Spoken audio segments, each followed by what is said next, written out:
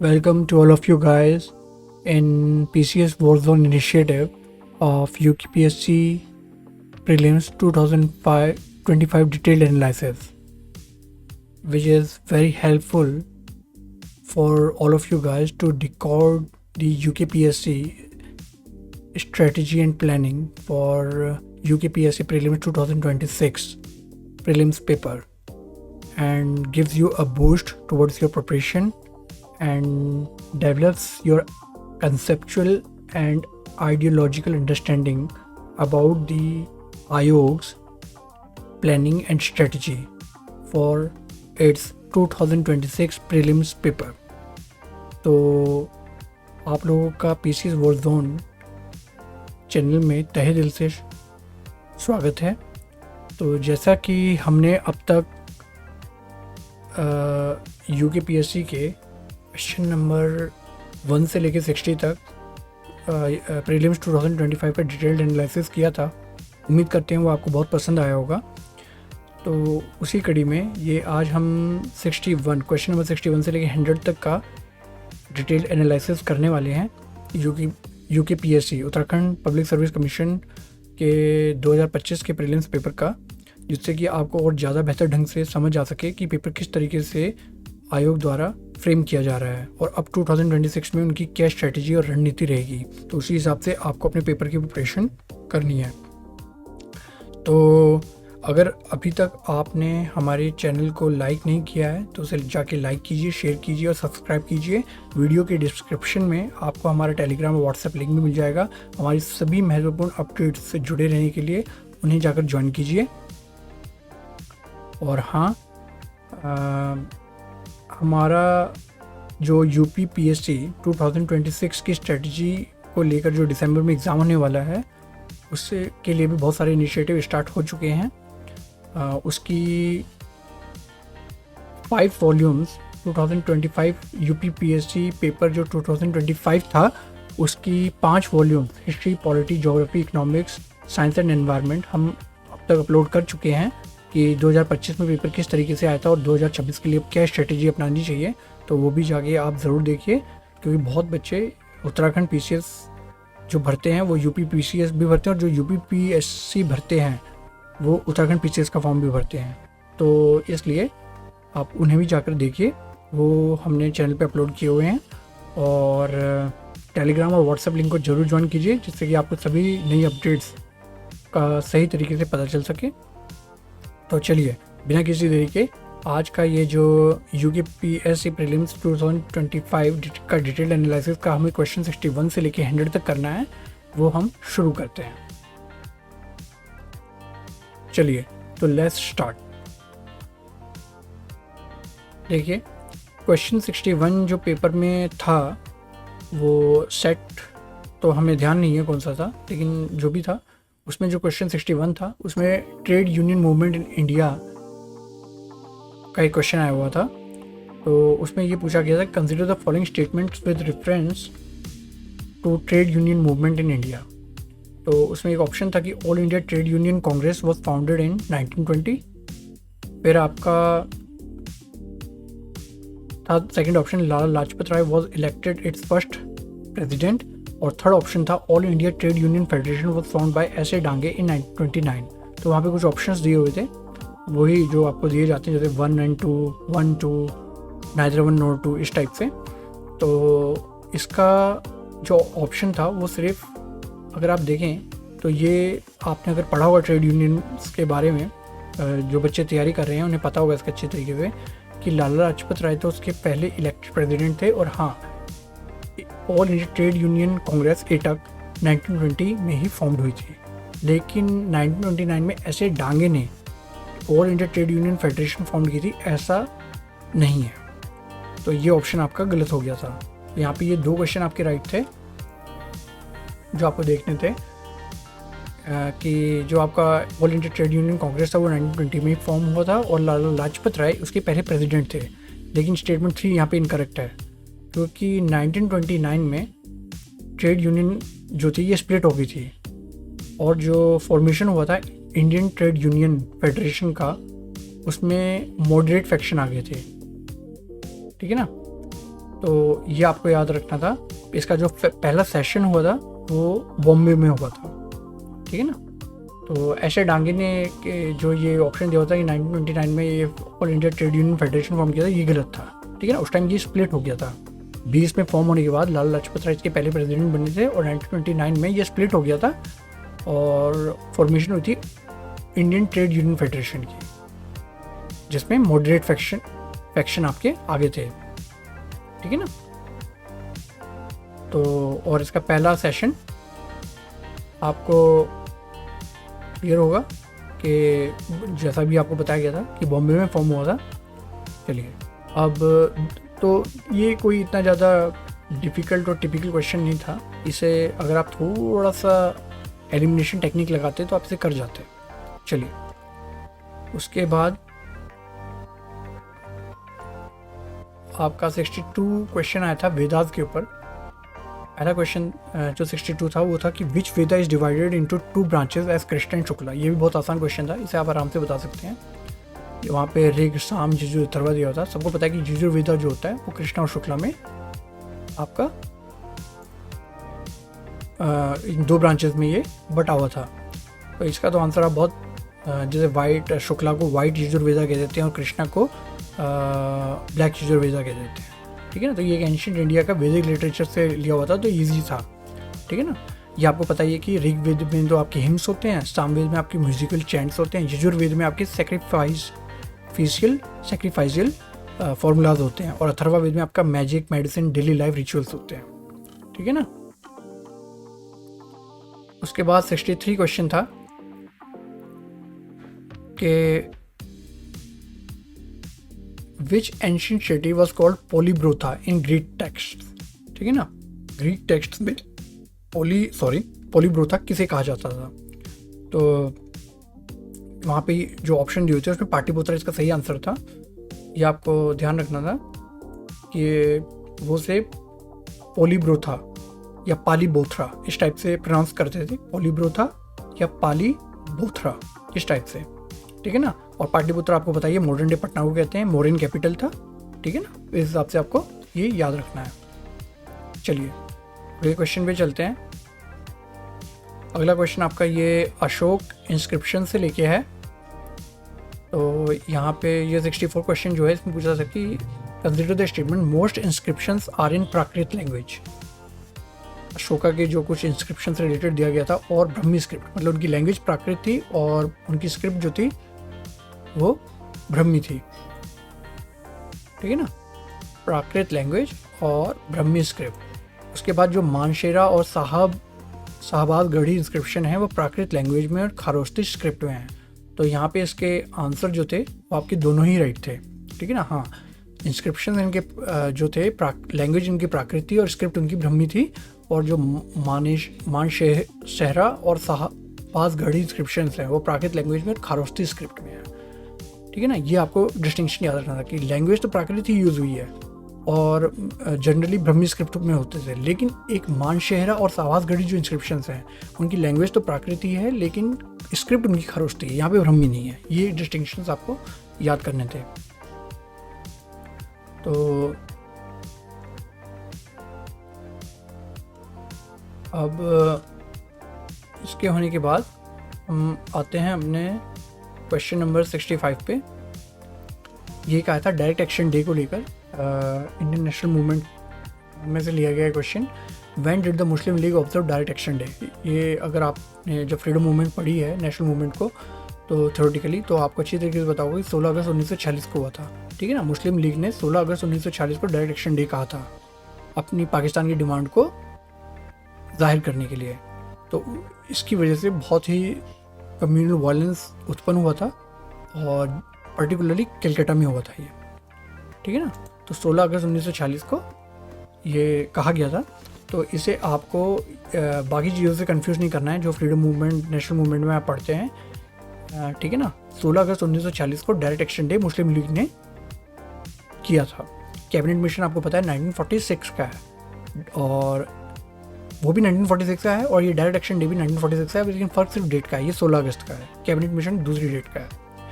Mountbatten plan आपका 3 जून 1947 है और इंडिपेंडेंस डे आपको पता ही अभी आने वाला है 15 अगस्त 1947 का है, ठीक है ना। चलिए, उसके बाद आपका आता है क्वेश्चन 66, इंडियन मुसलमान। एक ये क्वेश्चन था कि who wrote the book the Indian मुसलमान, ठीक है ना। इंडियन मुसलमान किसने लिखी थी, तो ये W हंटर जी ने लिखी थी और the book was published in 1871, ठीक है ना। वहाँ पे ये ऑप्शन दिया हुआ था। तो ये इस टाइप के भी क्वेश्चन आए हुए हैं जहाँ पे बुक्स किसने लिखी है वो भी पूछा गया है। तो इस टाइप से आपको बुक्स एंड ऑथर्स भी जो हिस्टोरिकली इम्पोर्टेंट है उन्हें करना होगा। तो ये जो W हंटर हैं ये वही हैं जो हंटर कमीशन 1882 से रिलेटेड हैं, जो एजुकेशन से रिलेटेड था, ठीक है ना। ये आपको याद रखना है, ये वही W हंटर है, ठीक है ना। ये याद रखना है, इससे कंफ्यूज नहीं करना। वहाँ पे 2 ऑप्शन भी दिए जा सकते थे, क्या ये किसने लिखी है और इसे लिखने वाले मतलब वो अपनी तरफ से आयोग क्वेश्चन इसी तरह से फ्रेम कर सकता है, क्या ये वही W हंटर हैं जो एजुकेशन रिफॉर्म से रिलेटेड हंटर कमीशन जो आया था 1882 का उससे मतलब रिलेटेड है। तो ये आपको याद रखना है। उसके बाद आपका एक क्वेश्चन है religious reform in Bombay, question number 67 आया था, the religious reforms in Bombay were started by home. इस टाइप से ऑप्शन वहाँ कुछ ऑप्शंस दिए हुए थे। तो वहाँ पे जो परमहंस मंडली था वहाँ पे रिलीजियस रिफॉर्म्स यही लेकर आई थी, ठीक है ना। तो ये बॉम्बे में 1840s में आई थी और इसने कास्ट रेस्ट्रिक्शन और आइडोलिट्री पर तंज कसे थे और बाद में प्रार्थना समाज बॉम्बे में ही फाउंड हुई थी 1867 में। तो इन्हें कंफ्यूज नहीं करना। प्रार्थना समाज 1867 की बात है, ये इसकी बहुत बाद आई थी। और सबसे पहले जो रिलीजियस रिफॉर्म्स बॉम्बे में लेकर आए थे वो परमहंस मंडली ही लेकर आई थी 1840s में। और इसने कास्ट रेस्ट्रिक्शंस और आइडोलिट्री पर मतलब अपने विरोध किया था, इन सामाजिक कुप्रथाओं का विरोध किया था। तो ये आपको याद रखना है। तो मेन चीज़ ये है, यहाँ आपको याद ये रखना है कि परमहंस मंडी पहले आई थी, प्रार्थना समाज बाद में आया था, ठीक है ना। ये 1840s में आई थी, 1867 में आया था। उसके बाद देखिए आपका सार्जेंट प्लान आता है। का क्वेश्चन था when was the sergeant plan of education started. तो वहाँ पे ऑप्शन दिए हुए थे। तो 1940 में ही आया था, ये आपको याद रखना है। तो Sargent plan also known as the Sargent report भी कहते हैं, ठीक है ना। तो इससे कंफ्यूज नहीं होना है। वहाँ शायद सार्जेंट प्लान ऑफ एजुकेशन देते हैं, सार्जेंट रिपोर्ट देते हैं। ये 1940 में central advisory board of education ने कैब ने, ठीक है ना, प्रस्तुत किया था। तो ये आपको कुछ याद रखें। वहाँ पे आपको कंफ्यूज करने के लिए दिया जा सकता है कि सार्जेंट प्लान आपका 1854 में आया था, या 1882 में आया था, या 1917 में आया था, 1937 में आया था, ठीक है ना। तो या 1944 में आया था। तो आपको याद रखना है 1944 में आया था। रिलेटेड किसे था, सेंट्रल एडवाइजरी बोर्ड ने जो रिपोर्ट प्रस्तुत की थी उससे रिलेटेड था, ठीक है ना। तो ये आपको याद रखना है। तो ऐसे ही आपको जो इम्पोर्टेंट हिस्टोरिकल रिफॉर्म मूवमेंट्स जो आए हैं ब्रिटिश शासन की तरफ से उस टाइम पे, वो आपको याद रखिए। जैसे वुड डिस्पैच आपको पता है पीछे ऊपर आपको कराया गया था, सॉरी हंटर कमीशन आपको कराया गया था, जैसे वो 1882 में आया था, ठीक है ना। और फिर वुड डिस्पैच 1854 का है, वो इससे पहले। ये क्रोनोलॉजिकल ऑर्डर में आपको अरेंज करने के लिए आ सकता है। उसके बाद आपका एक वर्धा स्कीम आई थी 1937 में, ठीक है ना। इस टाइप से आपको फिर सैडलर कमीशन आया था, ठीक है ना, 1917 का। तो ये आपको ऐसे याद रखना है। चलिए अगला क्वेश्चन है। अब ये देखिए उत्तराखंड स्पेशल का ये आ गया है, गुरखा जुडिशियल एडमिनिस्ट्रेशन से रिलेटेड। तो वहाँ पे क्वेश्चन दिया हुआ था, consider the statement during Gurkha administration the जज वाज कॉल्ड विचारी और other judicial workers were called सभा, ठीक है ना। जज को तो विचारी कहा जाता था और जो दूसरे जुडिशियल वर्कर्स होते थे उन्हें सभा कहा जाता था। The officer appointed for prompt justice was called Divya. और प्रॉम्प्ट जस्टिस के लिए जो ऑफिसर अपॉइंट होता था जस्टिस देने के लिए प्रॉम्प्ट, एकदम त्वरित, उसे दिव्या कहा जाता था। तो यहाँ पे आंसर आपके ऑप्शन में सी और 1 और 2 दोनों थे, ये वाला नहीं था, ठीक है ना। तो ये उत्तराखंड हिस्ट्री से रिलेटेड है, तो ये आपको यहाँ पे समझना था। तो ये अब आपको उस टाइम का जो उत्तराखंड में गुरखा जुडिशियल एडमिनिस्ट्रेशन रहा है उत्तराखंड हिस्ट्री में, वो आपको अच्छी तरह याद करना है, ठीक है ना। ये यहाँ पे डिफिकल्ट इसलिए लिखा गया है क्योंकि ये आप तभी कर सकते हैं अगर आपने इसको सही से पढ़ा होगा। हम आपको इसकी पूरी इसी हिसाब से, जैसे आयोग क्वेश्चन पूछता है उत्तराखंड स्पेशल का, इसी तरीके से आपको तैयारी कराएंगे और पूरे एडमिनिस्ट्रेशन का वहाँ पे उस टाइम ब्रिटिश एडमिनिस्ट्रेशन का क्या वो रहा, गुरखा का क्या रहा, राजाओं का जो भी इनके पुराने जितनी भी डायनेस्टीज़ हुई, तो वो सारे उससे रिलेटेड क्वेश्चन आपको कराए जाएंगे। तो अब आप ये देख लीजिए कि ये इस तरीके से पूछा जाता है। चलिए आगे चलते हैं। फिर आपका उत्तराखंड हिस्ट्री से रिलेटेड सोमचंद और चार आल उनके एडमिनिस्ट्रेशन से रिलेटेड वो आया हुआ है क्वेश्चन था कि सोमचंद ने, जो वो एक किंग हुए हैं, उन्होंने अपॉइंटेड किए थे 4 फोर्ट गार्ड्स। फोर्ट मतलब किला, किले के रखवाले, जिनमें कार्की, बोरा, तारागी एंड चौधरी थे, ठीक है ना। और इन्हें चारों को जॉइंटली 4 आल कहा जाता था। तो ये आंसर दोनों करेक्ट थे। तो पूरा प्योर फैक्चुअल उत्तराखंड हिस्ट्री का क्वेश्चन था ये, ठीक है ना। तो ये आपको यहाँ पे ध्यान देना है, देख लीजिए। मतलब उस टाइम के राजाओं ने किसको अपॉइंट किया, उन्हें क्या कहा जाता था, इस टाइप से भी क्वेश्चन पूछे जा रहे हैं। तो उसी तरीके से हम PCS वॉरजोन चैनल के माध्यम से आपको ऐसे ही तैयारी कराई जाएगी जिससे कि आपको कोई दिक्कत ना हो, ठीक है ना। चलिए, और जो आप अपनी तरफ से उत्तराखंड स्पेशल की तैयारी करेंगे उसे भी आपको ऐसे ही करना है, ठीक है ना। चलिए आगे करते हैं। अगला क्वेश्चन था आपका kamin and colonial Uttarakhand. Question था कि what were the duties of kamin in Uttarakhand during the colonial period. मतलब अंग्रेजी शासन के दौरान जो कामिन था उसकी क्या क्या ड्यूटीज़ थी उत्तराखंड में कॉलोनियल पीरियड के टाइम। एक कामिन कोई ऑफिसर होता होगा, तो कोई पद होता होगा, तो कॉलोनियल पीरियड के टाइम उसकी क्या क्या वो थी। तो वहाँ पे ऑप्शन जो दिए हुए थे उसमें सही ऑप्शन था collection of revenue from assigned villages. मतलब जो गाँव उसे, जितने भी गांव उसे असाइन किए जाते थे उनसे रेवेन्यू कलेक्ट करने का काम उसका था, ठीक है ना। तो ये वहाँ के जो ट्रेडिशनल लोकल एडमिनिस्ट्रेटिव इंस्टीट्यूशंस है उससे रिलेटेड क्वेश्चन था। तो ये आपको करना था, ठीक है ना। चलिए आगे चलते हैं। उसके बाद आपका क्वेश्चन नंबर 72 था कि रिवोल्ट ऑफ 1857 1857 की क्रांति से स्टेटमेंट से Syed Ahmad Khan wrote causes of the Indian revolt. उन्होंने इंडियन रिवोल्ट के कॉजेज लिखे। दूसरा ऑप्शन था Mangal Pandey was hanged on 29 March 1857। तीसरा था Hazrat Mahal led the revolt at Lucknow. और चौथा था Nana Sahib led the revolt at Bareilly, ठीक है ना। तो ये तो आप लोगों ने बहुत बार ही पढ़ लिए होंगे कि बरेली में नाना साहिब तो नहीं थे। इस ऑप्शन को ही एलिमिनेट करके आप अपने आंसर तक पहुँच सकते थे कि नाना साहिब जो थे वो बरेली में तो नहीं थे, ठीक है ना। तो आपको अच्छी तरह पता है बरेली में खान बहादुर खान थे। अच्छी तरीके से आप नाना साहिब कानपुर के थे, ये आपको रटा हुआ होगा आपको जब आपने पढ़ा होगा 1857 की क्रांति के बारे में। तो जैसे बिहार में कुंवर सिंह थे, बरेली में खान बहादुर खान थे, झांसी में रानी लक्ष्मीबाई थी, लखनऊ में बेगम हजरत महल थी, ये सही था। कानपुर में थे नाना साहिब, और दिल्ली में कौन थे, बहादुर शाह जफर थे। तो अगर ये वो हो गया तो सिर्फ 3 राइट। सैयद अहमद खान ने इंडियन रिवोल्ट की कॉजेज़ के बारे में लिखा था, मंगल पांडे को 29 मार्च 1857 को हैंग किया गया था, और हजरत महल ये सही था, ठीक है ना। तो इस तरीके से आप एलिमिनेट करके भी अपने ऑप्शन तक पहुंच सकते थे। चलिए अगला क्वेश्चन देखिए। अगला क्वेश्चन है आपका 70 से फेमिन कमीशन आया था। Which commission for related to famine in British India, Campbell, Lyall, Strachey, Hunter. अब इस ऑप्शन को देखिए आप अपने क्वेश्चन को आप गलत ऑप्शन को एलिमिनेट कर सकते थे कि हंटर तो एजुकेशन से रिलेटेड है, तो फेमिन कमीशन से तो रिलेटेड है ही नहीं, ठीक है ना। तो बचे कौन, कैम्पबेल, लायल और स्ट्रेची। कैम्पबेल कमीशन फेमिन से था, स्ट्रेची कमीशन फेमिन था, लायल कमीशन फेमिन से था। इसे आप ऐसे भी याद कर सकते हैं LHS, जो मैथ्स में आप करते हैं left hand side right hand side, तो इसे LHS, और इसे LHS को याद कर लीजिए कि फेमिन से रिलेटेड है, ठीक है ना।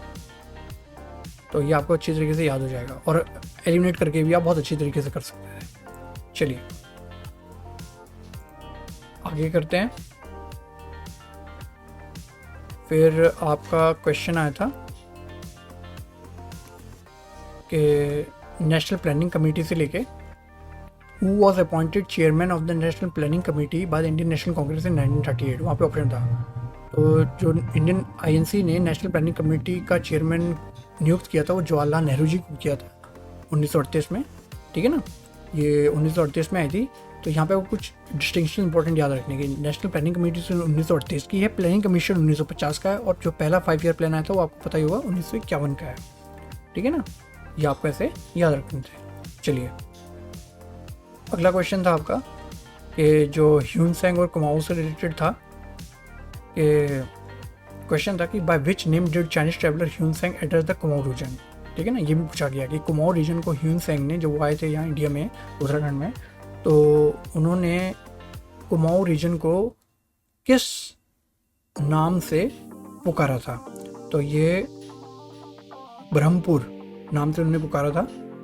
ठीक है ना, तो सॉरी तो क्वेश्चन स्पेसिफिक सोर्स उसे ब्रह्मपुर बताता है। ठीक है ना, तो ये आपको पता होना चाहिए कि किसने कुमाऊँ को क्या कहा, गढ़वाल को क्या कहा, ये भी आपको पढ़ना पड़ेगा, और हम इसकी तैयारी भी आपको उसी हिसाब से क्वेश्चंस कराएंगे भी। चलिए उसके बाद क्वेश्चन है आपका 76 के who founded a branch of the home rule league at Dehradun in 1980। आपका होम रूल लीग बाल गंगाधर तिलक और एनी बेसेंट ने किया था ना, तो ये उत्तराखंड में भी फॉर्म हुई थी, देहरादून में 1918 में। तो ये किसने फाउंड की थी, तो आंसर था इसका स्वामी विचारानंद सरस्वती जी ने। ठीक है ना, ये आपको याद रखना है, स्वामी विचारानंद सरस्वती, ये आपको अच्छी तरह याद होना चाहिए।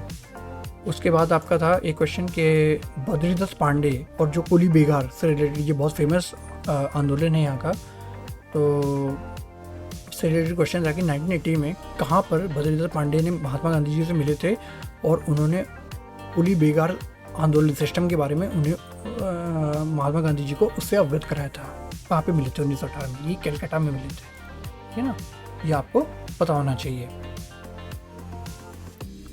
ये उत्तराखंड की जो रीजनल मूवमेंट और नेशनल मूवमेंट से जुड़ा क्वेश्चन था, तो ये पूछा गया था। चलिए आगे चलते हैं। फिर क्वेश्चन आया था आपका उत्तराखंड के स्टेटहुड मूवमेंट से। क्वेश्चन था कि कौन सा करेक्टली मैच नहीं है। ये बहुत इंपॉर्टेंट घटनाएं हुई हैं उत्तराखंड में, खटीमा इंसिडेंट, और ये बहुत ही आसपास की घटनाएं हैं, जैसे Muzaffarnagar incident, Mussoorie incident, black day जो कहा जाता था। तो इसमें आपको आंसर को ढूंढना था कि जो करेक्टली मैच नहीं था। तो ये यहाँ पे जो मसूरी इंसिडेंट है 3 सितंबर 1994, वो सही मैच नहीं है, क्योंकि मसूरी आपको वही ढूंढना था। ठीक है ना, क्योंकि मसूरी इंसिडेंट जो हुआ था वो आपका 3 सितंबर को नहीं हुआ था। देखिए कितना क्लोज दिया हुआ है, वो आपका 2 सितंबर को हुआ था।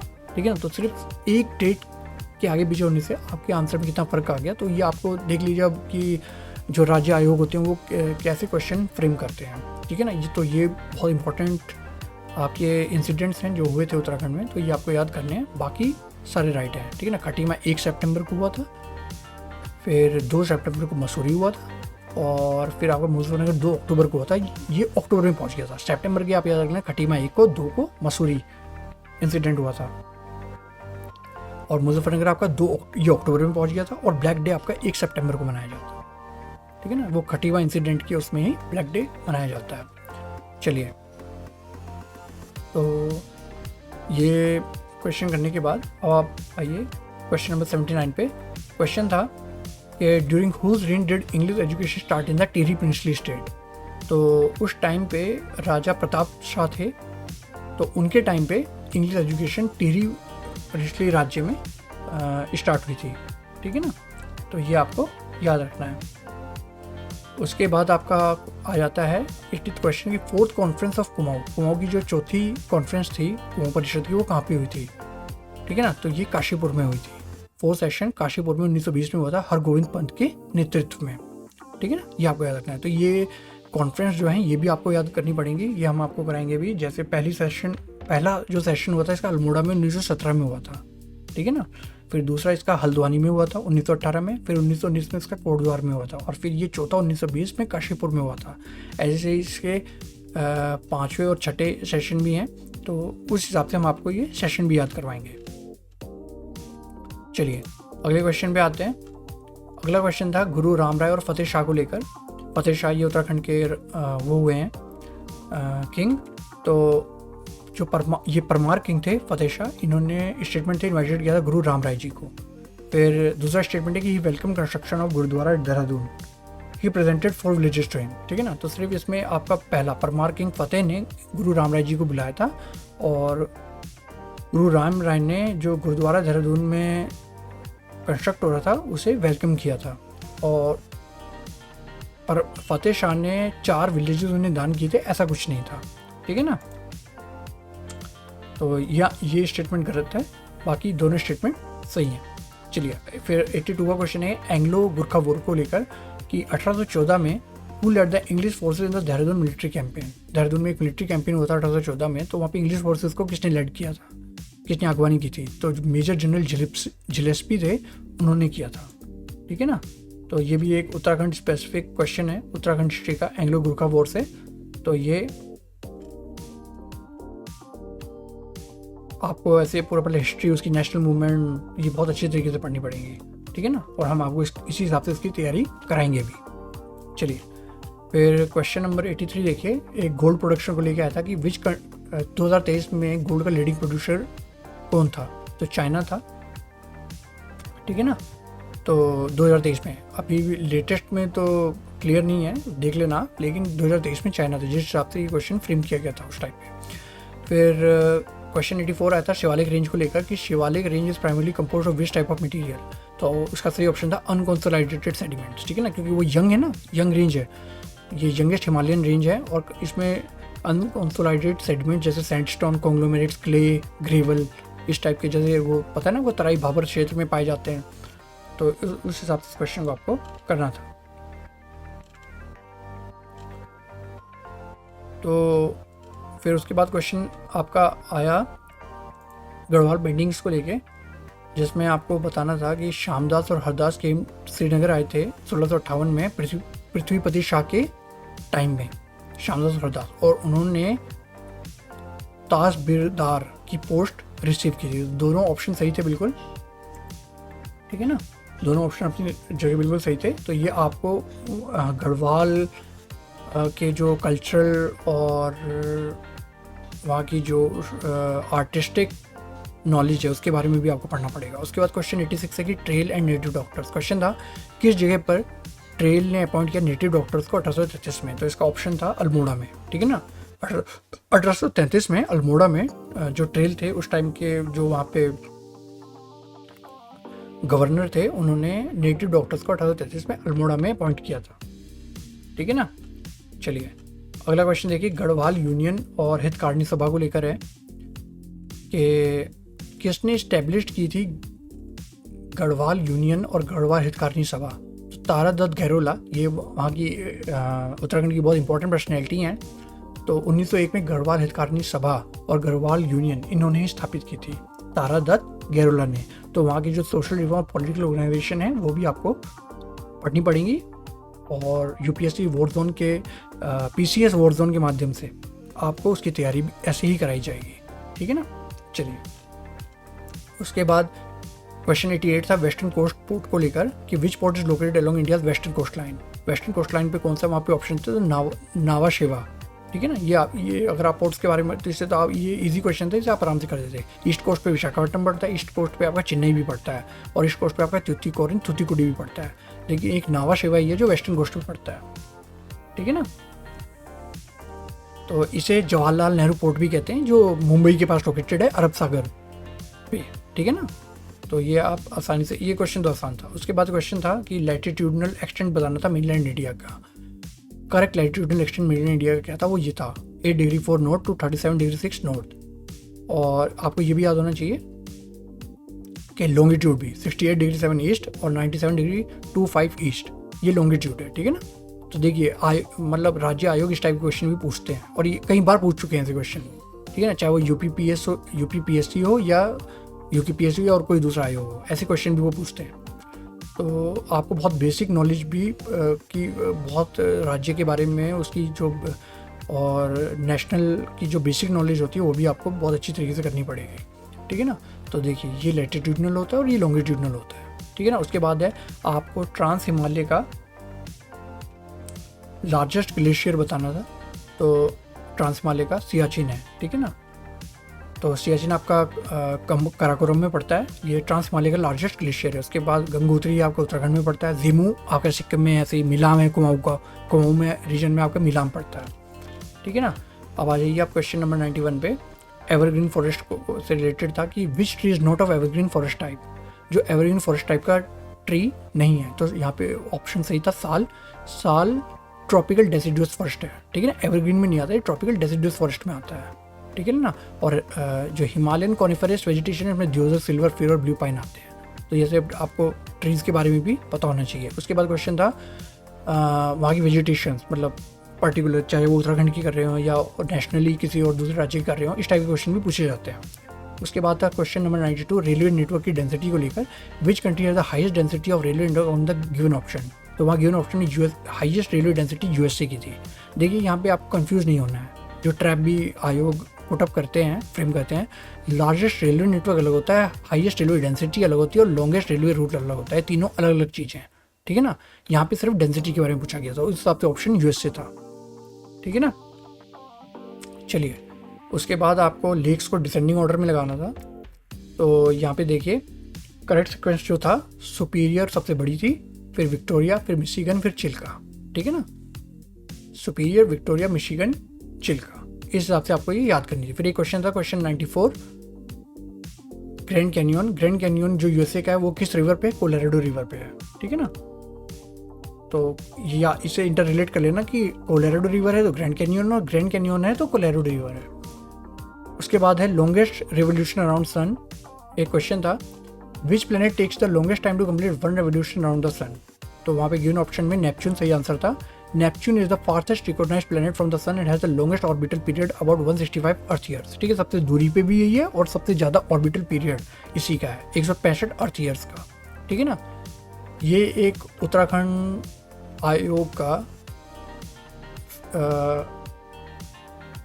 फेमस टॉपिक है जो उसे बहुत पसंद है। वो कोपन क्लाइमेट से रिलेटेड ये जो सिंबल्स होते हैं इन्हें ज़रूर पूछता है, ठीक है ना। पिछले प्रीवियस ईयर्स में भी आप उठा के देख लीजिए, एक नए क्वेश्चन इसके ऊपर आया हुआ है, एक या बल्कि दो भी आए हैं। तो इसे अच्छी तरीके से करिएगा, इसे हम आपको कराएंगे भी। According to Koppen's classification climate AMW is predominantly found in which part of India. तो ये वेस्टर्न कोस्टल रीजन में मिलता है, ठीक है ना। AMW को monsoon type with short dry winter कहते हैं। ये वेस्टर्न कोस्टल रीजन की कैरेक्टरिस्टिक है, पर्टिकुलरली आपको साउथ ऑफ मुंबई में देखने को मिलेगा, ठीक है ना। तो ये आपको पता होना चाहिए, जैसे AMW वेस्टर्न कोस्ट पे मिलता है, AS आता है एक खाली, capital A small S Coromandel coast पे मिलेगा आपको, फिर कैपिटल A स्मॉल W ये पेनिनसुलर इंडिया में मिलेगा, फिर कैपिटल C स्मॉल W और G ये आपको नॉर्दर्न प्लेन्स पे मिलेगा। CWG याद रखना नॉर्दर्न प्लेन्स का होता है, और B capital B capital W और फिर स्मॉल H स्मॉल W ये आपको थार हॉट डेजर्ट में मिलेगा, ठीक है ना।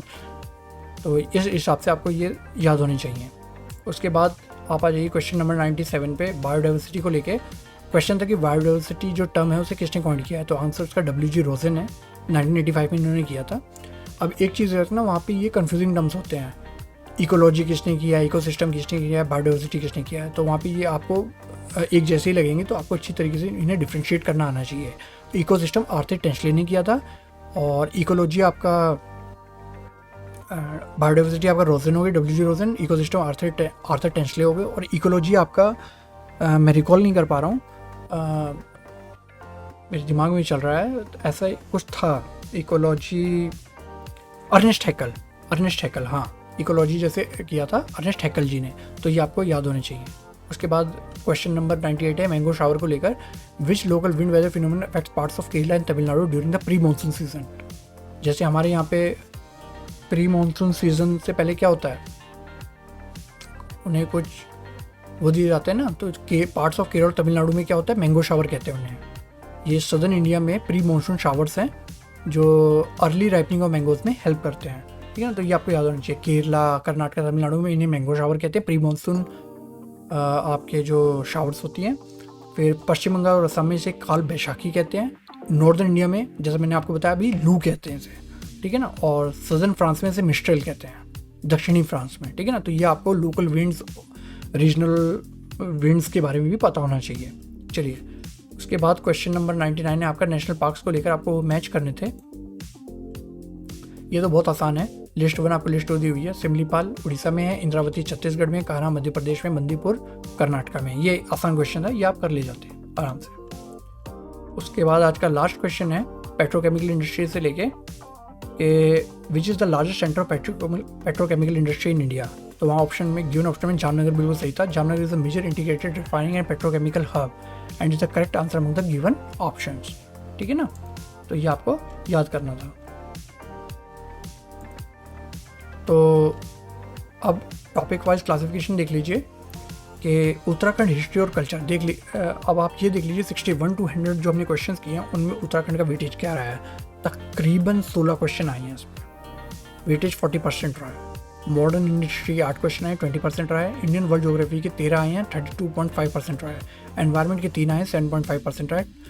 तो अब आप ये देख लीजिए कि आप ये मान के चलिए कि ये तो उत्तराखंड आयोग ने खुद ही कह रखा है कि 2025 में भी 50 क्वेश्चन उत्तराखंड यूके जीके के आए थे। मतलब आप ये मान के चलिए कि एटलीस्ट 1/3 पेपर सिर्फ उत्तराखंड जीके का होगा, ठीक है ना। ये आपको पता होना चाहिए। तो अब आप समझ लीजिए कि अगर उत्तराखंड जीके नहीं है तो कट ऑफ है, क्लियर है, और अगर ये नहीं है तो कट ऑफ को आप सूंघ भी नहीं पाएंगे। तो उम्मीद करते हैं ये आज का लेक्चर आपको बहुत पसंद आया होगा। तो इसमें आपको कुछ मिस लग रहा हो तो उसे कमेंट कीजिए, हम उसका संज्ञान लेंगे और आपकी ज़रूरत के मुताबिक उसे भी शामिल करेंगे। और आपको लेक्चर कैसा लगा कमेंट कीजिए, चैनल को लाइक कीजिए, शेयर कीजिए, सब्सक्राइब कीजिए। इन सब की जो PDF है वो आपको हमारे टेलीग्राम पे मिल जाएगी और व्हाट्सएप पे आपको हमारी सभी नई अपडेट्स मिल जाएंगी। तो अब ये आगे के 50 क्वेश्चन और रह गए हैं, उन्हें भी हम जल्दी ही अपलोड कर देंगे 1-2 दिन में। और उसके बाद हम आपको उत्तराखंड की, जैसे आयोग ने शॉर्ट नोटिस निकाल के कहा था कि वो अक्टूबर के पहले पखवाड़े में पेपर को करा लेगा प्रीलिम्स के। तो सॉरी 2025 में भी 29 जून को जब इसने पेपर कराया था, तो ऐसे ही इसने मई के लास्ट में और बल्कि जून के शुरू में भी इसने फॉर्म्स निकाले थे। तो ये बहुत कम शॉर्ट टाइम नोटिस पे पेपर का फॉर्म निकाल देता है और एग्ज़ाम भी करा लेता है। तो उसकी टेंशन आप मत लीजिए। पेपर अगर इन्होंने कहा है कि अगर कोई ऐसी वैसी दिक्कत नहीं हुई तो ये अक्टूबर के प्रथम पखवाड़े में करा लेगा, तो वो ज़रूर करा लेगा। पिछली बार 2025 में भी ऐसा ही हुआ था। तो अब हमारे 50 क्वेश्चन हो रह गए हैं, उनका भी हम जल्दी से एनालिसिस करके अपलोड कर देंगे, उसे भी आप देख लीजिएगा।